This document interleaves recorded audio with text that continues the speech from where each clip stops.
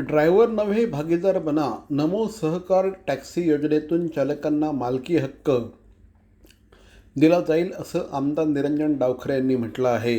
Taxi चालकांना केवळ सेवा पुरवठादार न ठेवता सहकारी संस्थांचे भागीदार बनवण्याचा उद्देश नमो सहकार टॅक्सी योजनेचा असून या माध्यमातून चालकांना स्वाभिमान, मालकी हक्क आणि निर्णय प्रक्रियेत सहभागी मिळणार असल्याचं प्रतिपादन आमदार निरंजन डावखरे यांनी केलं आहे.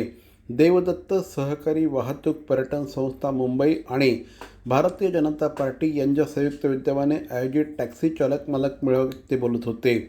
यावेळेस आमदार संजय केळकर हे देखील उपस्थित होते. यावेळेस बोलताना श्री डावखरे यांनी या योजनेत सहभागी होणाऱ्या प्रत्येक चालकाला संस्थेचे 5 शेअर्स देण्यात येणार असून तो सहकारी संस्थेचा सभासद आणि भागीदार बनेल. त्यामुळे संस्थेच्या भागभांडवलात त्याचा थेट सहभाग असणार आहे.